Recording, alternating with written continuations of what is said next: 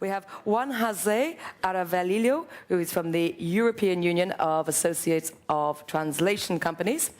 Daniel GOUADEC, who is CI3M Training Center. We have Alexandra KRAUSE from the University of Vienna, and Miguel from BeatBabel. Okay, so thank you all very much. There are microphones here so that everyone can hear you. Let me start. I'm going to start at this end and ask you each to briefly introduce yourselves and say what it is that is your key message to all these people here today, and why you're sitting on this stage. Miguel. Is this working already? Yes. Okay. Well, this is a tough spot. My name is Miguel Sevener, and I work for a translation company. We're a small language service provider called BeatBabel in San Diego, California. So I'm representing here two evils, the millennials and the industry, the private sector. So it's a tough spot, but I'll do my best. And basically, I'm a biologist by training, so one of my big growth moments, which was the question before, was when I switched to translation, because it's actually the field that I feel passionate about. And basically what I want to bring to this discussion is this little, it can be summarized by this little story. It's called This Is Water by David Foster Wallace. I'm sure you're familiar with it. And it's basically about two little fish who are in the water. And they encounter this older fish who says, "Good morning, guys. How's the water today?" And they're sort of puzzled by the question. They keep swimming. And one of them turns to the other fish and says, "What the hell is water?" They're not aware. I think the most important thing, if we're going to talk about new profiles, new skills, and trends, is to be aware of the state of the industry today. We have to take an honest, hard look at what the state of the industry is. And that's the best starting point. So I would like to bring that to the table. Okay, well, one of the things we're hoping to talk about is how different sectors and academics and so on can all work together with the public sector as well. So, Alexandra, your turn. Thank you for the invitation. Good morning to everybody. I'm Alexandra KRAUSE. I'm teaching at the University of Vienna, but I started, let's say, my career, as we were talking about careers, as a translator, as an interpreter. And I was also a teacher, language teacher first, so I knew the very basics of all the language training. And then my career at the university, the best moment was when I was study director and deputy of the head of the Center for Translation Studies in Vienna, where I really got very deep into all the issues about program designing and decision making for the future of the students. And that's the main purpose I'm dealing with, the future of our degree holders, of any degree holders on European level. And that's why I was really honored when I was co-opted into the EMT board, because this gave me the chance to contribute to what the future of our EMT universities will be. Obviously, my side is also very ambivalent, because being a freelancer, sincerely speaking, less working because of the whole amount of work I've at the university, but being a freelancer and at the same time an academic and a teacher, you get a feeling for both sides, which to me is very important, that there is no dichotomy between the academic world and the so-called professional world, but that we all have the same aim, the same targets, and our main target is really to give our degree holders a good chance, a future perspective in work, and that's what the reason why I'm here. Hello, good morning. My name is Daniel GOUADEC. Is this? Yes. Okay.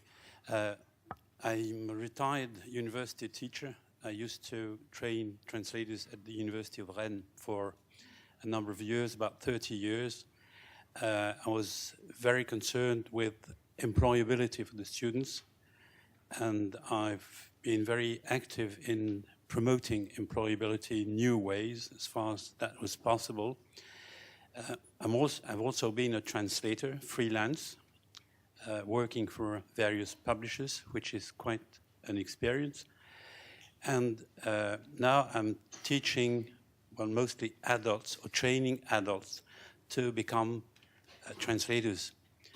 And, well, that's in a private limited company, and everything we do over the internet. It's web-based, and it's new horizons. It's quite interesting, a new way of seeing things, and full of promises and also difficulties, which people usually do not suspect.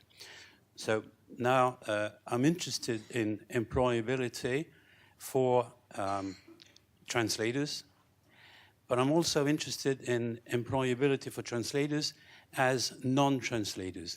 I mean, opening up new jobs, new opportunities within the broad context of the language industries. And I think there are vast new scopes for translators in that area. Thank you. Okay, thank you. My name is Juan José AREVALILLO. First of all, I want to say thank you to the DGT for this invitation. At this moment, I'm running a translation company called Hermes Traducciones.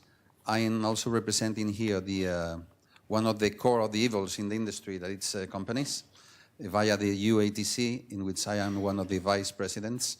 I have been in this industry for 35 years, so I have done a lot of things. I used to be a freelancer, translating, revising, reviewing, localizing. Even I was a localizer without knowing it, because at that time I was working for a multinational company called Digital Equipment Corporation, now it's Hewlett-Packard, in which we were called language specialists, user information specialists, anything but translators. But we were translators, localizers, more or less. After that, I was involved with the universities. I'm giving lectures in several universities in Spain in subjects such as creation of translation companies, project management, localization, revising. I'm the professional advisor in my university too. So I'm very involved in this. Also, I'm the chairman of the Spanish Committee for Quality Standardization, and I'm part of the International ISO Committee TC 37, which created the ISO 17100 standard, and previously the European standard. So let's say that my approach to translation is multifold, with a lot of experience. I'm not a millennial, as you can guess. Even I have been living in the life before Windows. I was localizing in DOS operating system that was absolutely the hell. And well, I think that the basic priority in this industry in terms of training is cooperation, synergies between industry and university, of course. This is absolutely necessary. I'm involved with my company with two universities, one University of Budapest and Vienna, in a project called e-Transfer. Sheila Chabot will talk about it afterwards, in which this synergy is clear and improves employability, that I think that it's very important, because apart from translation itself, there are more other possibilities, as Mr. GOUADEC said. Thank you. Okay, well, let me kick off with a very big, broad question to all the panelists. And that is, do you think there is a rebranding going on in the understanding of what is a translator? And is that a good thing or a bad thing? Who wants to take that first? Miguel, yeah. I'll take it. Actually, that's interesting, because I feel like we talk a lot about the future of the profession, and I've taken to calling translation an occupation lately as an experiment, because I've been asking people if they believe that translation is actually a profession or not. And the reason I ask this is because traditionally professions are considered such because of a series of things. One of them is a specialized body of knowledge, but other is control over access to the industry, control over the body of knowledge, control over the relations with clients, defining the needs of your clients instead of them defining their needs. And you see this in what is called the established professions. And if I asked in this room what an established profession is, an example of it, if you exclude the joke about the oldest profession in the world, I'm sure you would all say law and medicine. And the reason you would say law and medicine is because they have this control. Their practitioners have control over their body of knowledge, which is mystified. Now, none of you would carry out an appendectomy because you have no idea how to do it, right? But I'm sure there's clients of yours who believe they can translate. Our body of knowledge has been demystified because of Google Translate, etc. And that's not a bad thing, but it has been demystified. So we have to ask ourselves, is this still a profession? Do we have control over the substance of our work and the conditions of our work or not? So before we go into rebranding, we have to figure out what it is right now, because I don't think we really know. Okay, well, let's ask the room. Hands up if you think it is still a profession. Alexandra, do you want to react to that? I mean, we've got a very clear answer. Yeah, I'm glad to see that it's still a profession because we are training professionals and we are training translators, so we need to have a profession behind, otherwise all the study courses and all the programs will be obsolete, so that's of no use. But about the rebranding, obviously there is also a bit of a terminological problem or issue, because what is translation? And that's what the point where we have to talk about. And if you consider, for example, that in German, Translation means just something much more comprehensive compared to translation in English, you realize that there is a terminological, I won't say chaos, but sometimes misunderstanding and reducing our profession only to the so-called translation per se or mere translation.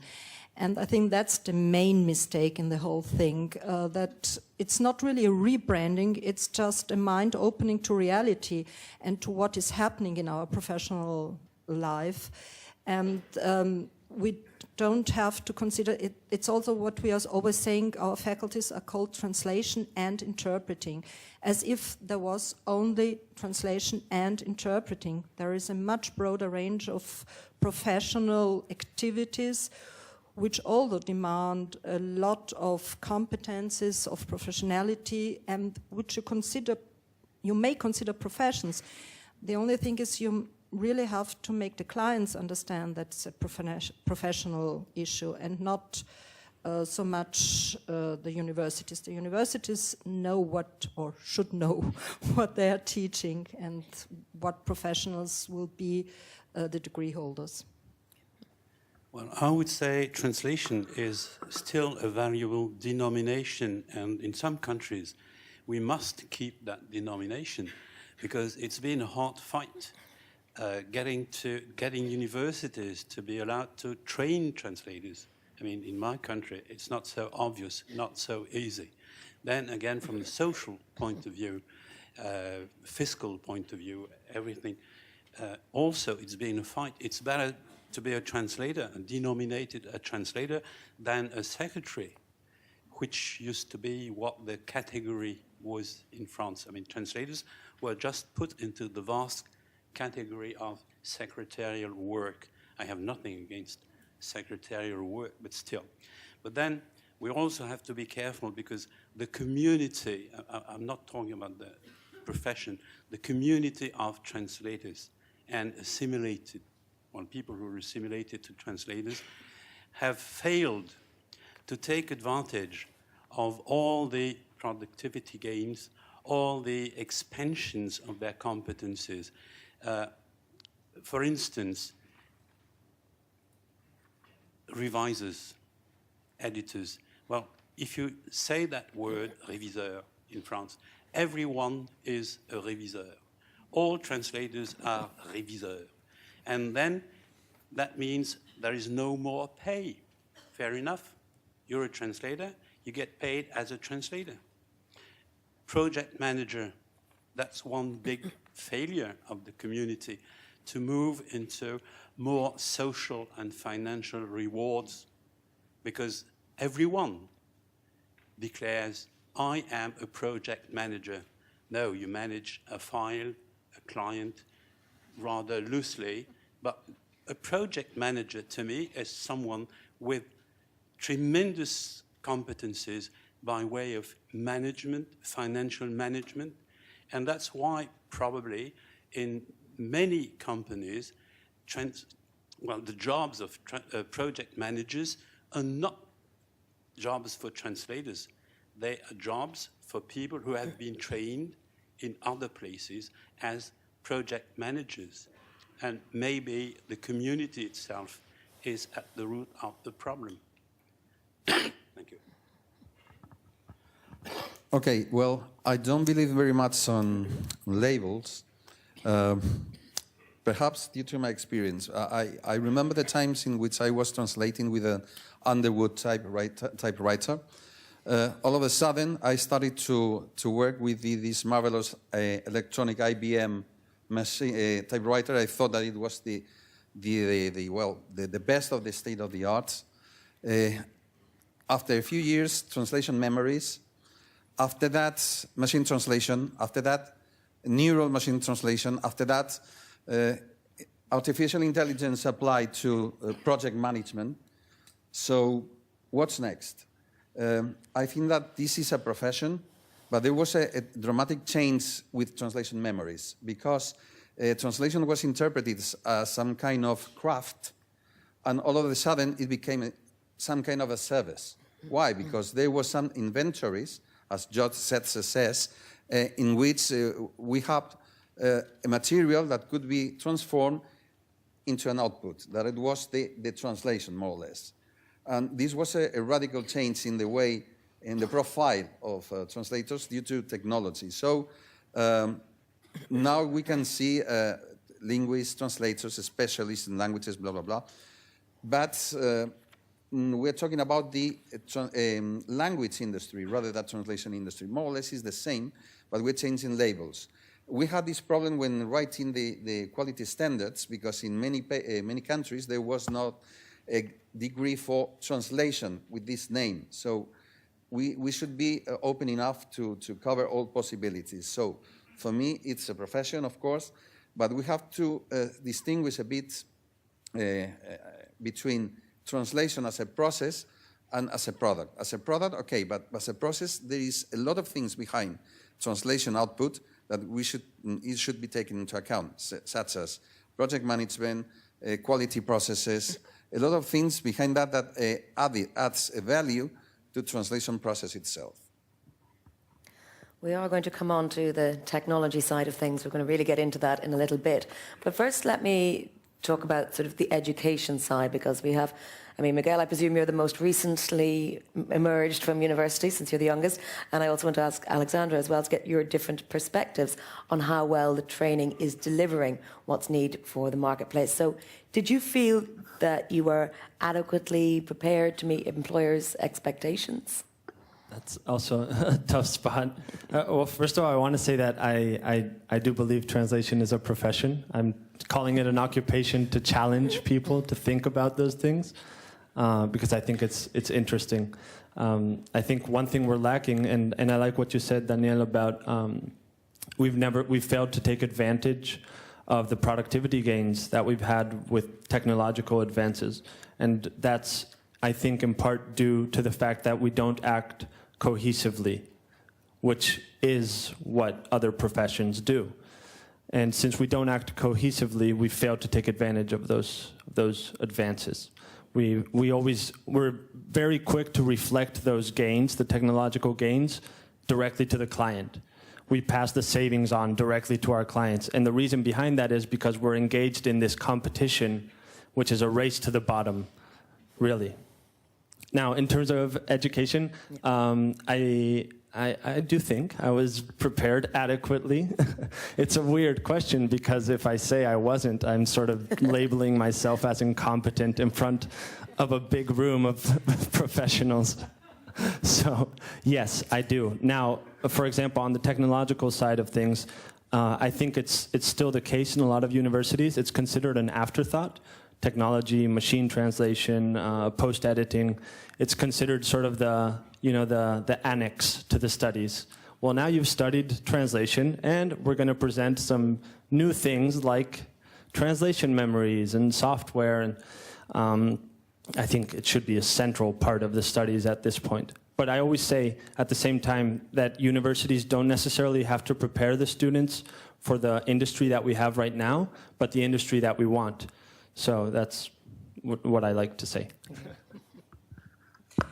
Just to save your honor, any university can't, let's say, really prepare concretely for the professional situation you live afterwards.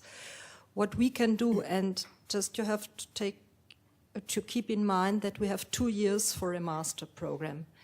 And if you teach even more than one language, the transfer between A and B or A and C language, for example, 2 years are really a minimum time.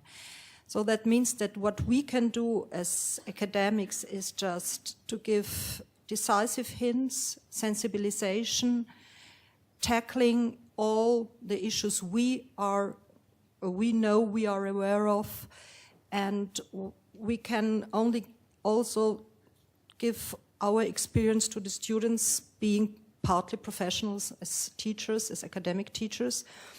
That's what we can do. And what we always say to our degree holders, that's not the end, that's the starting point of your profession when you have your degree, when you have your diploma. So what we really need badly is to cooperate with industry, just to give our degree holders the chance to have internships, to have the starting first jobs, helping hands, mentoring and things like that. But the academic side can only cover and tackle issues and can't really prepare in depth to everything that may happen outside in the world. Okay, well, let me get, gentlemen, your perceptions. I think it's impossible for universities to prepare students for their future lives as translators for a very simple reason. There are so many different markets. There are so many profiles which are quite different.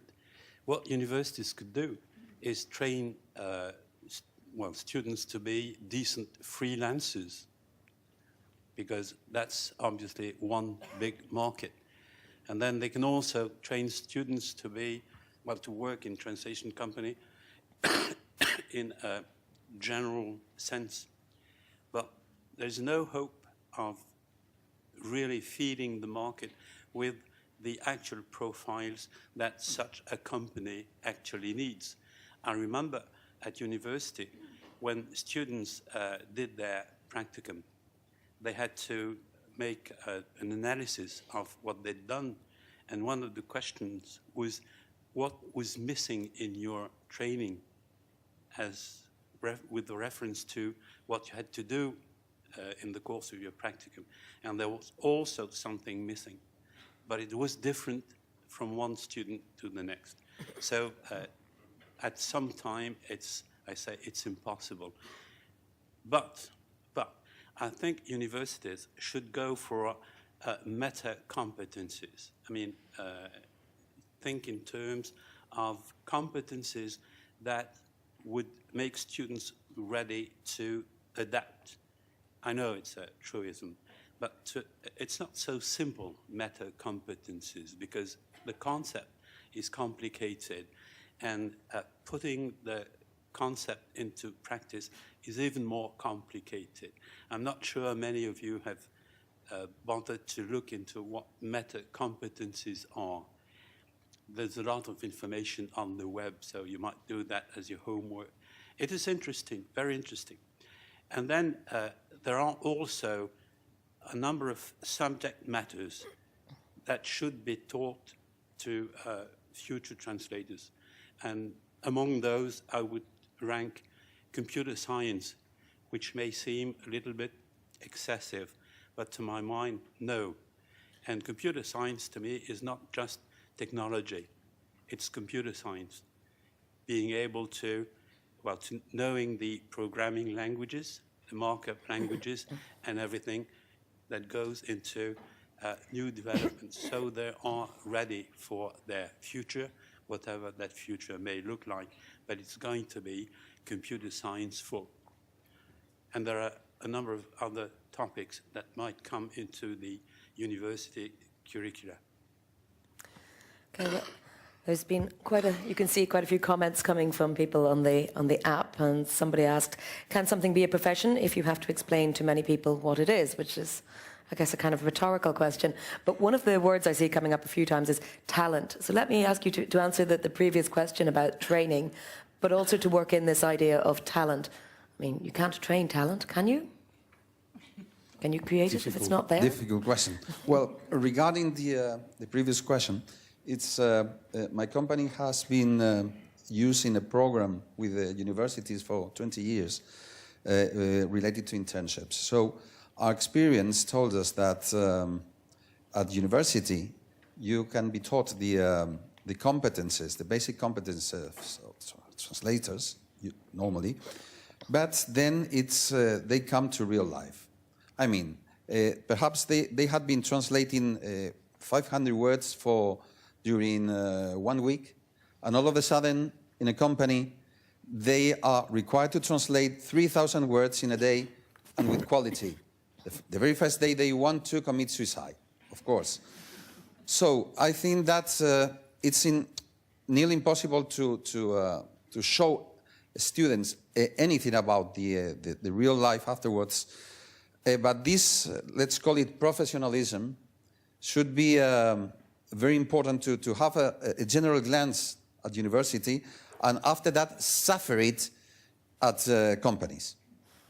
I think that a student, a graduate student, needs about 2 years to become the translator we are waiting for, at least in my company.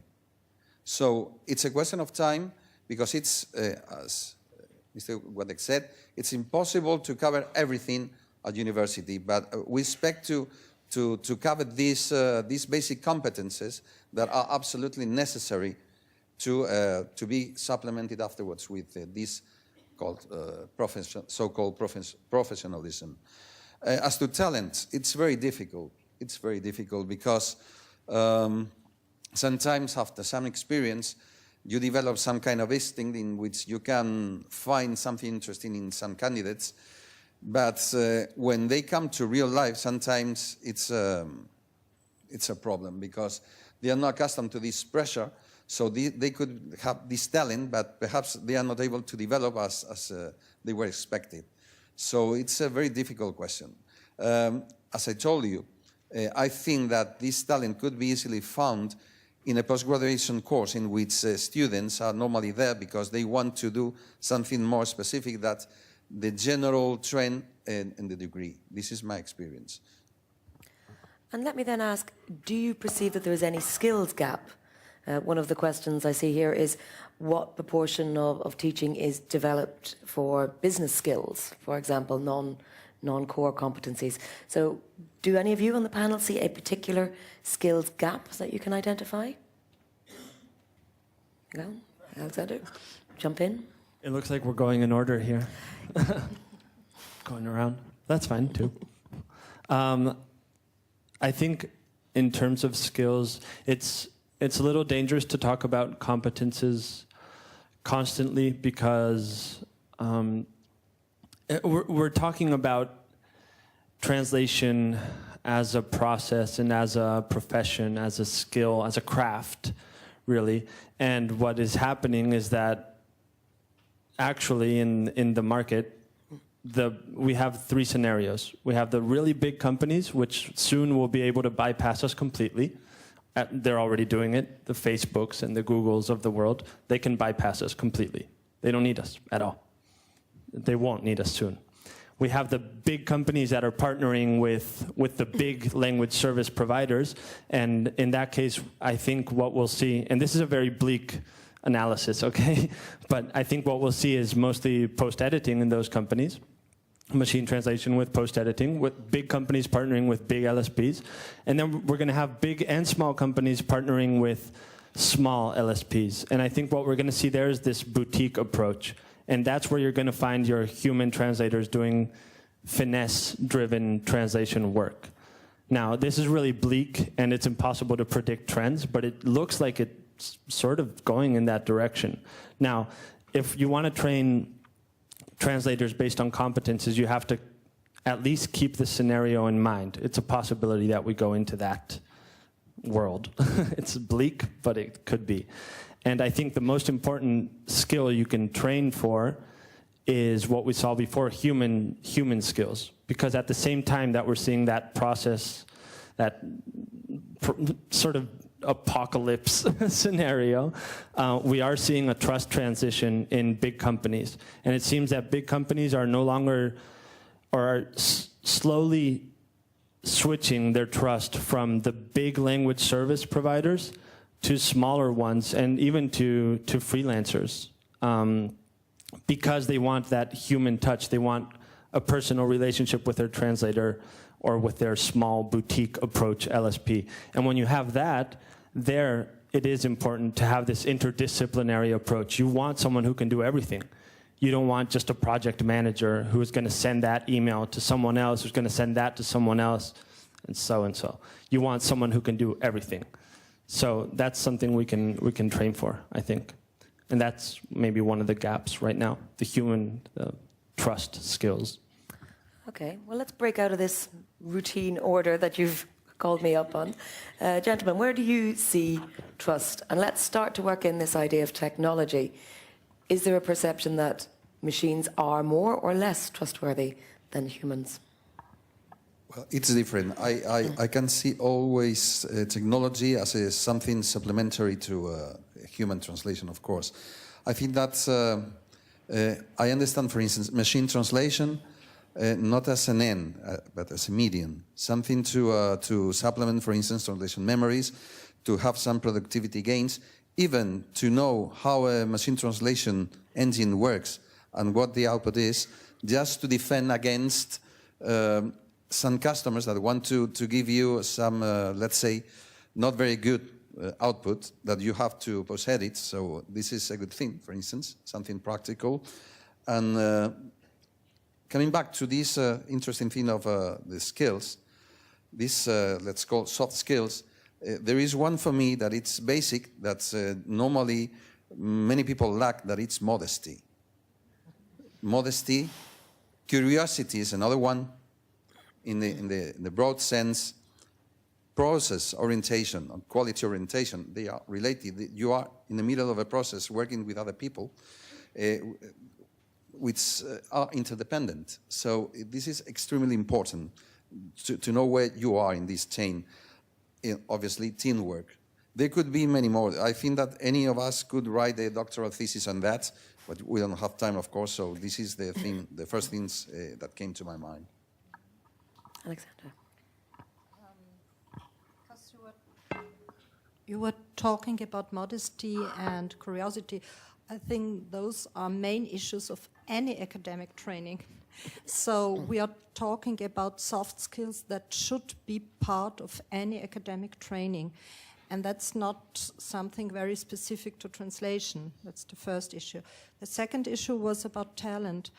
I think that if we aren't talking about freelancers, because as you said, the freelancer should be more multitasking. But if we are talking about people working for a company or in some other structures, there you could take profit of different talents. As a teacher, you realize that some students who made a BA and then continue with the master, they have really good talents in technology, but they are not good revisers, for example. Or you realize it's a perfect project manager, or it could be a perfect project manager, or you imagine he could be a perfect project manager. And you see that as soon as it comes really to have a good output of 5,000 words a day or a week, you realize he can't cope with that.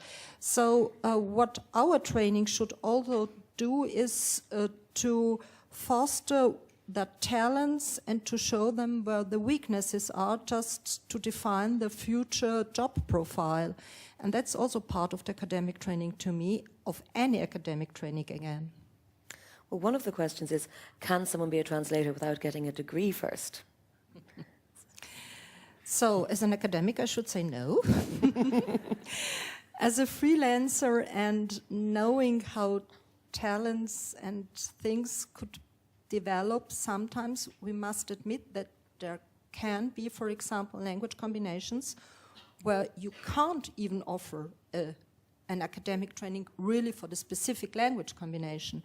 And that's something lacking or missing in our academic training. So if we could come to a sort of more meta competences, as you said, there you could say the academic training for meta competences is very important and should be really kept just for professionalization. And you may say that you may transfer those competences to any language pair in a sort of multilingual view. I'll take up on talent, because in 30 years of training students, I would define a talented translator as someone who translates more or less spontaneously better than I do, which is rather common in a way. In 30 years of training translators at university, I've met 5 talented translators. In many fewer years training adults, I've met quite a few talented translators, brilliant, spontaneously. They haven't started training yet, and they are brilliant translators. They perfectly know the 2 languages they work with. They are in their 50s. They have a lot of work experience. They were professionals before they even thought of becoming translators. I mean, they had a professional life. They have perfect knowledge of their area of expertise. They know the people they work with. They know what they're talking about, writing about, to whom they're talking, and so on and so forth. And those spontaneously have talent. I mean, they're brilliant, whatever you call it. Now, coming to competences, I don't know how things are going now at the university I was a teacher at, but when I was in charge of the department, the training of translators covered 4 full years. And I think you can't really train the translators to have all the competencies that, say, the markets would like them to have within a span of 2 years. You can't. You can't. More especially if you have to, get close to realities and so on. It's a long process, and there's so much for them to learn. My third point would be, I come back to the 2 domains that were considered as highly valued. Medicine. Well, the analogy is quite good, because there are medical doctors and there are specialists, and the specialists appear in the various directories under a specialist denomination. And we don't have that for translators. Or if we have it, it's just, something that we do not add any value to. Well, not the clients and not the profession, not the community. Okay. Yes, I second this. I want to add a brief thing regarding the ISO standard, in which to acquire the 6 competences a translator is supposed to have, there are 3 ways for that: a degree in translation or an equivalent. Secondly, other degree plus 2 years of documented experience or full-time translation, or no degree and 5 years of documented experience in translation full-time. So it comes to confirm what Mr. GOUADEC said. Well, let me take a little bit what Daniel was saying and flip it and ask you, I mean, you were talking about people with previous careers before they came to translation. Do you think there's anything that we or that the industry can learn from new graduates who haven't got the experience? Is there something new that they're bringing to the table? Well, just to mention, to give precision, those translators I was talking about were all women. Which again says quite a lot about the profession also. Well, what new graduates would bring to the profession? Well, I would say technology, because usually they're, well, obviously they live in a different environment from the ones we knew. Incidentally, I have been for a long while a paper and pencil translator. So if anyone among you have that experience, we might start an association before it's too late. That was, well, interestingly enough, at that time, revision was done orally.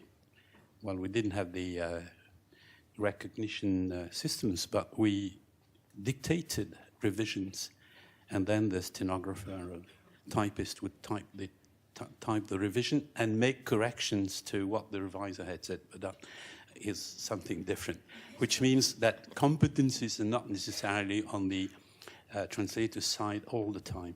No, well, the new generations, obviously their familiarity with anything technical, technological, which is a good thing, and means probably that after a while, universities may not have to train their new generations of graduates into mastery of technology, because it will come self-built into the package. But that's, I don't know. Okay, well, let me ask a question to the room. And I just want a show of hands. We'll maybe put this on Slido as well so people at home can vote. Are you optimistic or pessimistic about the impact machine translation or technology will have on your career? So hands up if you're optimistic. Okay. And hands up if you're pessimistic. Okay, so we have a room full of mostly optimists. I would like to add one thing about this, because we have many times seen that there were comments on social networks and things like that, that machine translation would be the end of translators, blah, blah, blah.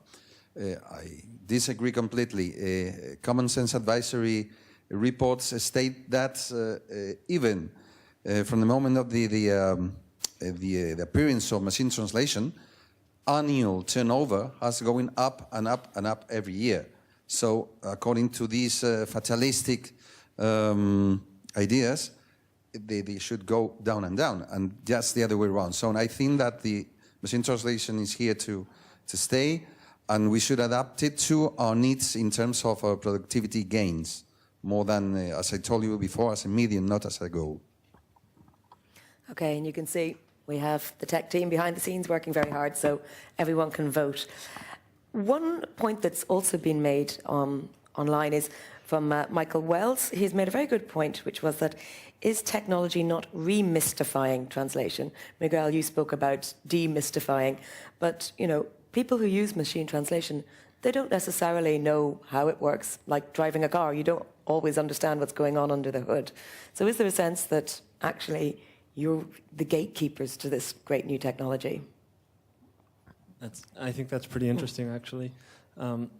It could, I guess, but the profile there would be the computational linguist, who's the actual gatekeeper of the technology, not the post-editor, who is the cleanup service, right?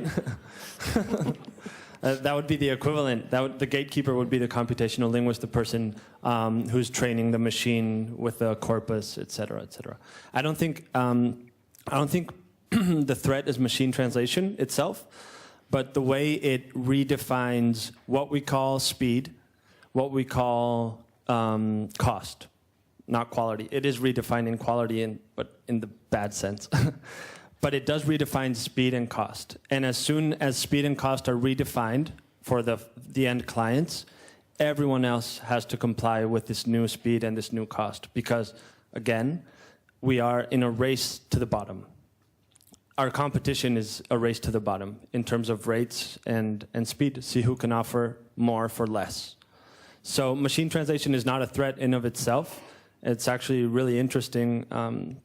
It's a fascinating technology, and neural MT, it is definitely mystified. I have no idea how it works. I've been to several presentations, and people have tried to explain it, and it's just an ungraspable concept, neural MT. So it's definitely mystified, but the gatekeeper is the computational linguist or the computer scientist behind it. Alexandra, to come back to this, are you surprised at how many optimists we have in the room? No, I'm not. Okay. I'm glad. And I think at the very first beginning when machine translation uprised, people were scared. But I think we did a good promotion too. And we explained to people and to our degree holders and to our students that it's a chance and not a threat. Okay. Let's take what Miguel was saying. Is it a race to the bottom in terms of speed and quality? Gentlemen. Daniel. Well, it's been a race to the bottom ever since I knew anything about translation and translating. Paper and pencil translators were quite wealthy because because the rates were high. We got paid decently, and revision was paid more decently because it was also a job. Practically all translations got revised, and revision was considered important, and quality was considered vital. At a time when you had no access to documentation, when you had to translate a document about electronics, you found no book or reference about what a solid state component might be like. It didn't exist anyway. So you started translating into the dark, but you got paid for it because people considered you were doing a very valuable job and something that was quite difficult given the circumstances. And I've seen, prices going down. As I said before, translators have made no profit on their competency gain, because we can talk about that, productivity gains. They've been making efforts all along the line, and the rates are about as flat as they used to be 10 years ago, or even more depressed. And you've got to work faster and faster, except one thing. Very recently, about 5-6 years ago, translators have started not working on weekends and taking holidays, which, no, truly, there's no traffic on the professional forums on weekends. No one has any question to ask, except the, one art translator somewhere who just landed a contract, but that's all. Conditions have changed, probably. The comfort of living has changed. But for the rest, it's less and, more and more by way of producing and less by way of getting paid. If I might add something about the general future of the profession, which goes in the way of something that has been said, I still have very close contact with people who own translation companies or technical writing companies, documentation companies. And very recently, that was the day before yesterday, I had a contact with someone who's the owner of quite a big company. Started as a translation company used to have over 200 translators in-house, now has 4. They moved into documentation, and they used to have over 200 technical writers and computer graphists and so on. Now has 3. Has moved into digital training and has about 200 employees, which shows the way things have drifted. And the reason why he quit translation was the fares were too low in competition with something really he couldn't win in the face of very huge, big operators. And then translation, he said, now to be, to manage within the documentation profession or professions, you've got to have about 1,000 people working for you in India. Okay.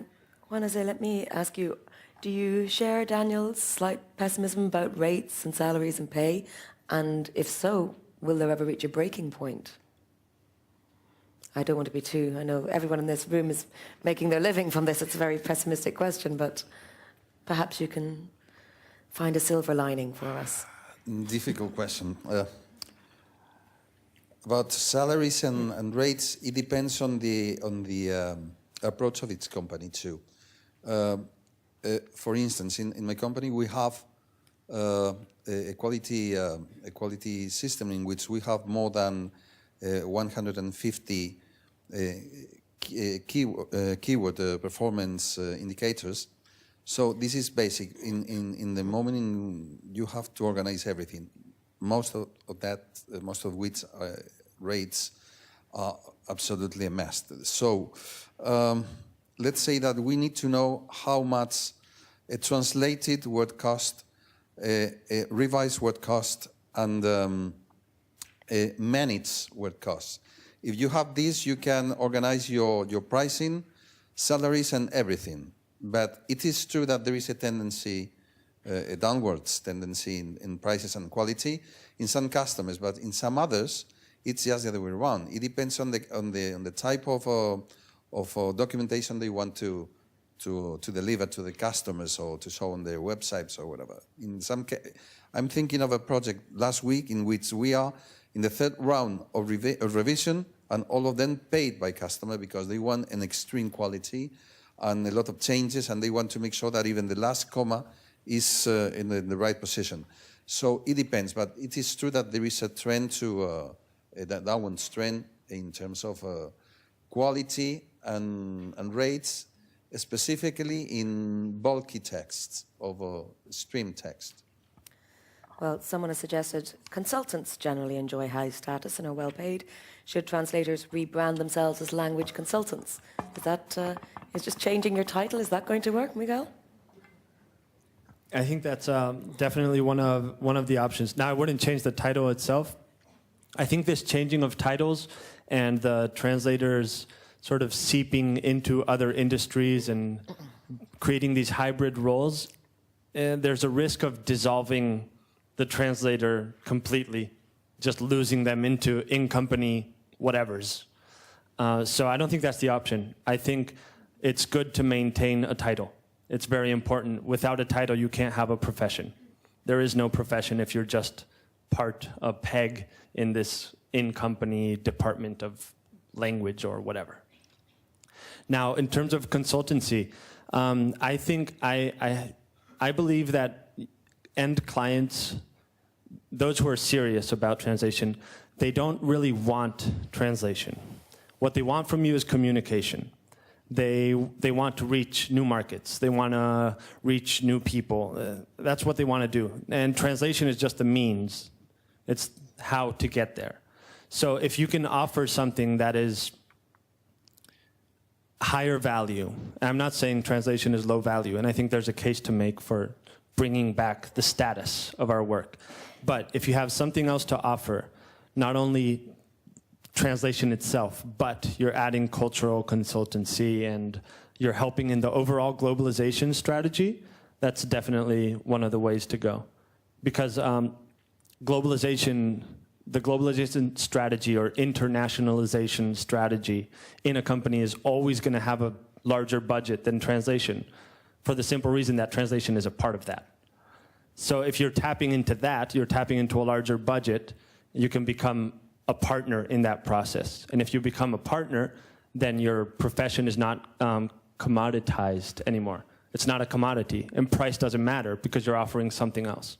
So yes, I agree with the consultancy, but not the rebranding. We have to keep the title. Okay. Well, let me ask to the whole panel. Would you advise a young person saying, I'm considering translation as a career, would you advise them to go and study it? Yeah.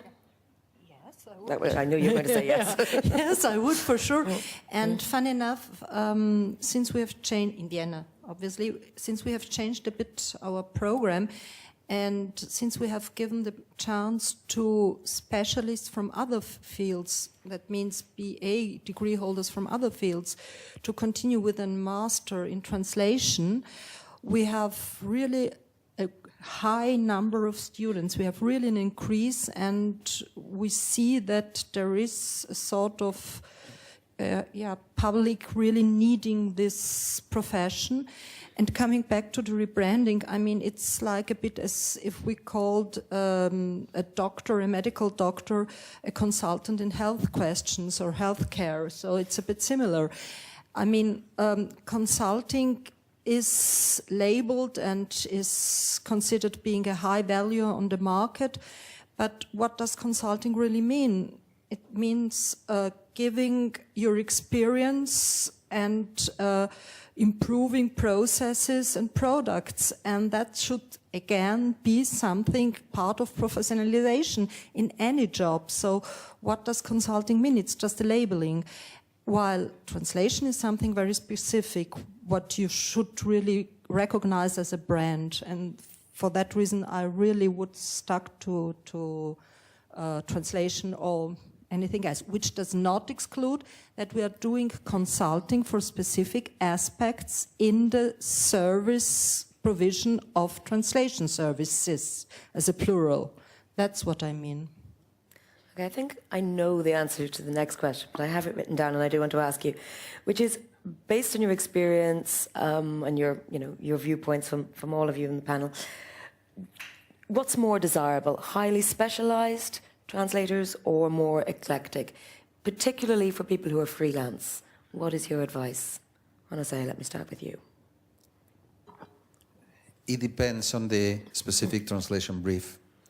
There is no a golden rule for that, but I try to go to linguists in general, translators, but in some cases perhaps you could need something much more specific, not related directly to the language rather than some specializations or a domain.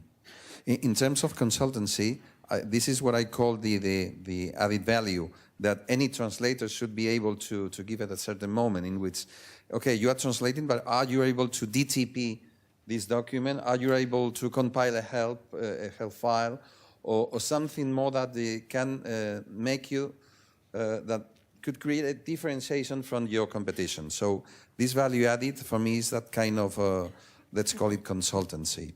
In coming back to this new program and all that, with the European, the new space for European space for education, higher education, in my university we decided to add this bit of professionalism that we think we knew from experience that it was necessary, so that they could add it to the program. Because one of my mottos is that, and that this is very important, it has to do with that it's companies hire you on your aptitude, but you are fired on your attitude.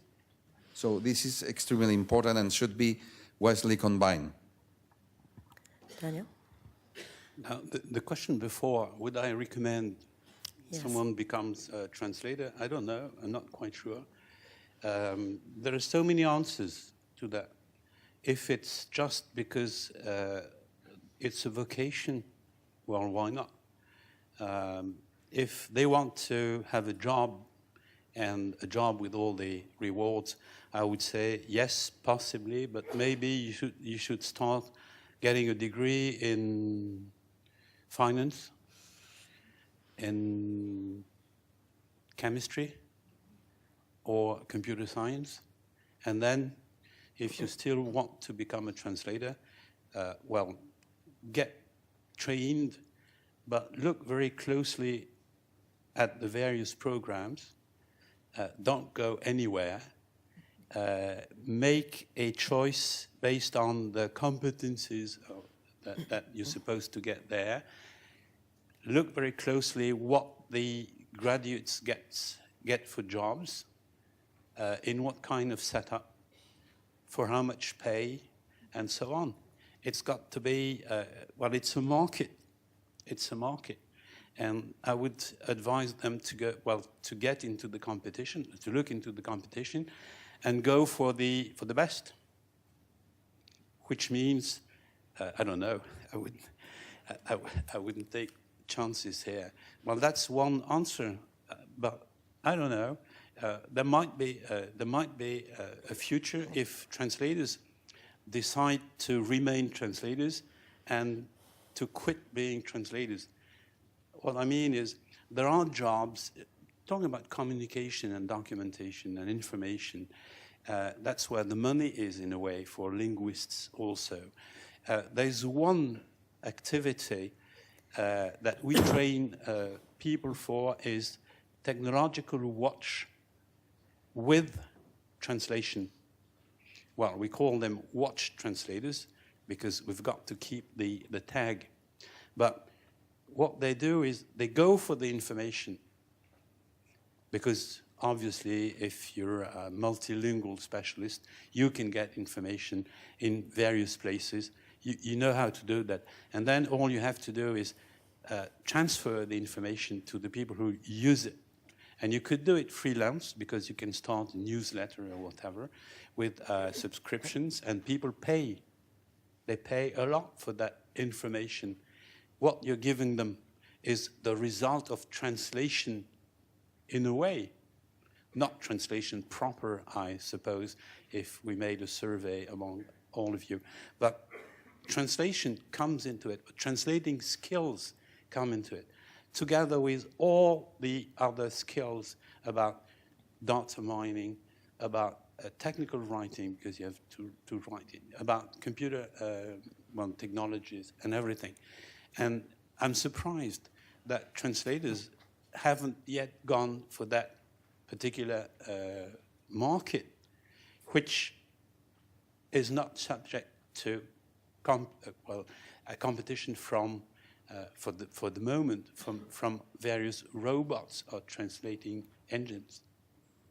And there are other jobs that are also available for translators.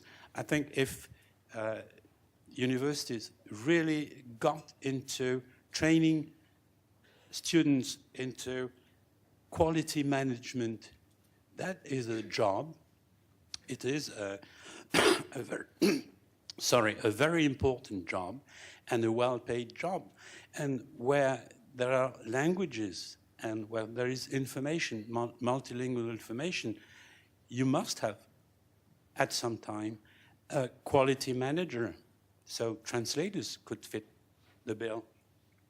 Same with project managers, but project managers in the way the World Bank defines project managers and trains them. And that could be done within universities and within translator training programs, because you don't have to go all the way, but you have to beef it up as compared to what it is today. And there are also other, well, I think there's an infinity of jobs in which translators would fit if they decide that they want to broaden their scopes. But one fact remains that translators very much want to remain translators. Okay. Well, one point I want to pick up on that I think was quite well made, which is that we shouldn't confuse exposure to technology with really understanding it. So if there's problems and you can't do anything more than point and click, then maybe you're not actually, millennial or not, that tech savvy. Let me ask, are there any questions in the room? Anyone want to ask our panel anything? Yes, sir.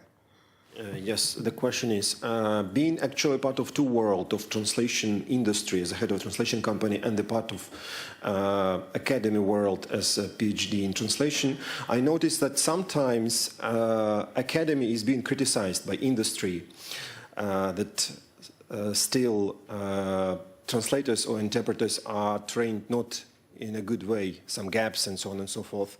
So the question is there a kind of red line for academy not to cross when in dialogue with translation industry about what future translators should be and how they should be trained? Thank you. May I answer the question? No, there's definitely no red line that shouldn't be crossed.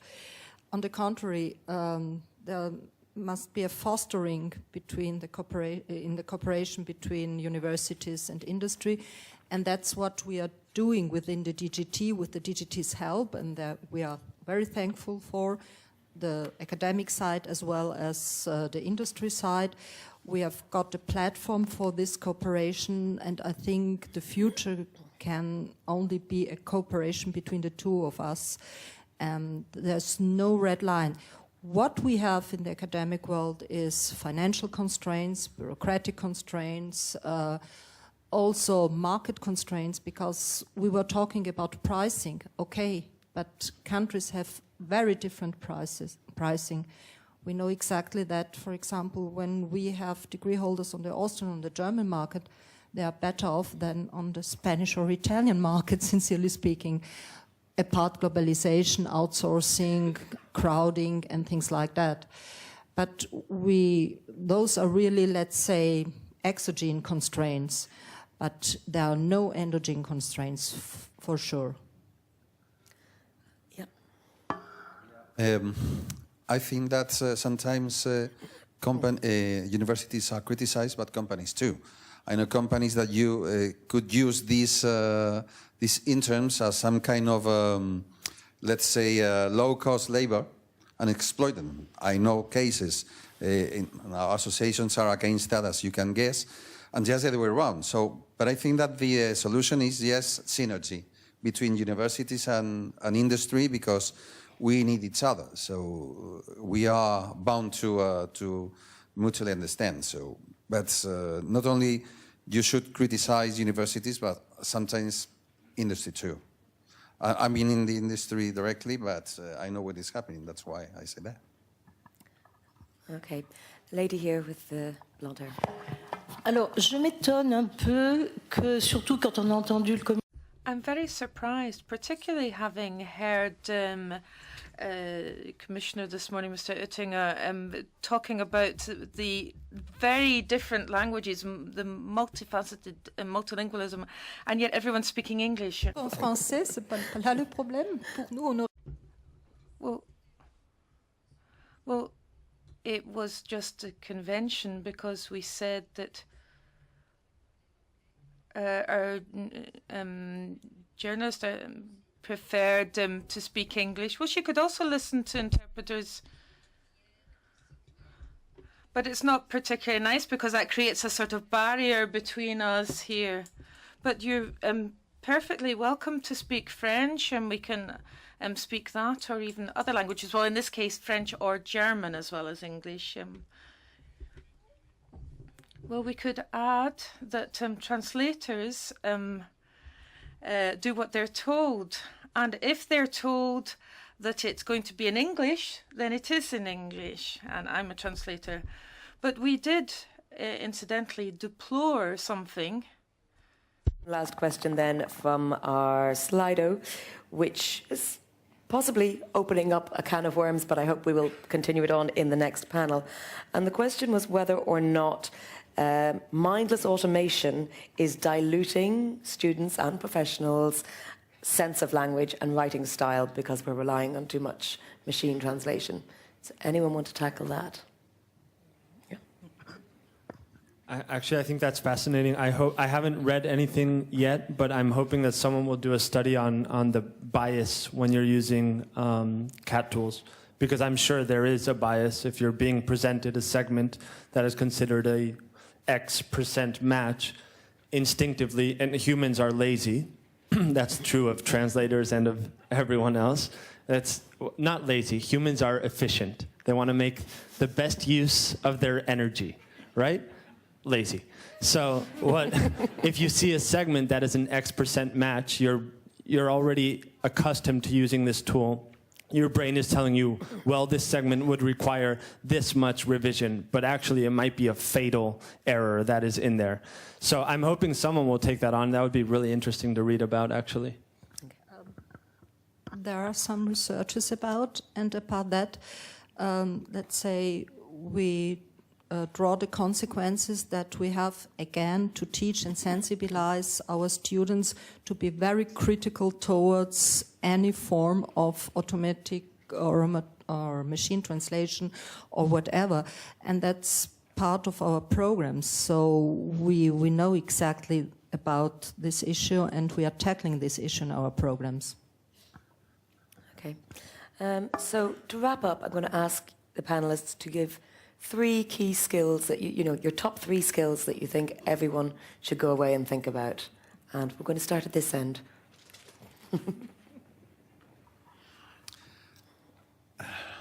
This criticism or self-criticism, process orientation,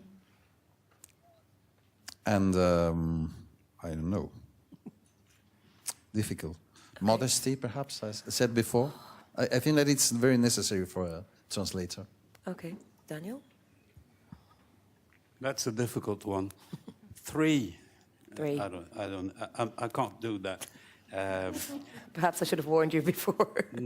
No, I think in my ideal syllabus, students who want to become translators in the broad umbrella meaning of the word would be trained into 21 different topics or subject matters or domains, 21, excluding the 2 language or 3 languages. I mean, that means there are quite a number of skills that would come into the making of my ideal translator. There's hope. There's hope anyway, because whatever happens, people who really translate well, who write well, who write correctly, not so many, who can edit or revise or check a translation, have a future, whatever happens, except that maybe they won't have the money they deserve. Okay. Reducing it to 3, maybe the love for languages and culture, just very generally speaking. Then another aspect related to what you have said is precision, to be very precise. Just really precise and devoted and worker. And the third one is maybe a sort of team spirit, because I think we are all, in a way or in another, just in a network, in a professional life. Even the so-called freelance translator always has somebody networking with him or her as a reviser or a cross-reader or whatever. So team spirit seems to me very important too. I think the linguistic and writing skills and cultural awareness are a given in our profession. We shouldn't even question them. But I would, in terms of attitudes, I would say curiosity and boldness and specialization is going to be very important. But I think the big homework here is for the industry as a whole, everyone involved. not for the students themselves. I think we have to motivate the students to want to join this industry. And the way to do that is providing them things that are typical of an established profession. We need to give them a community that acts cohesively. And this is not only standardization, but also developing harmonized training and ironically, barriers to access or challenges to access motivate students to want to join an industry. Students who want to study medicine, there's a lot of barriers to access, and they're all the more motivated to do so just because of that. And we have to offer something. I saw a comment up there, it has to be an attractive profession economically, because if not, why would you want to join it? And then with all that would come something which is intrinsical in other professions, which is an enhanced social status. So I think modesty is extremely important in the workplace, but as a professional, and this is also a comment that I saw up there, it's the opposite of visibility. And I think it's a personality thing. I think translators and people who are in this industry tend, we've always been educated in this invisibility, right? If you do your job well, you will be unnoticed. And I think it's probably about time that we become visible and say, this is our job, this is our work, we're proud of it, and we have to be paid for it. So. Okay.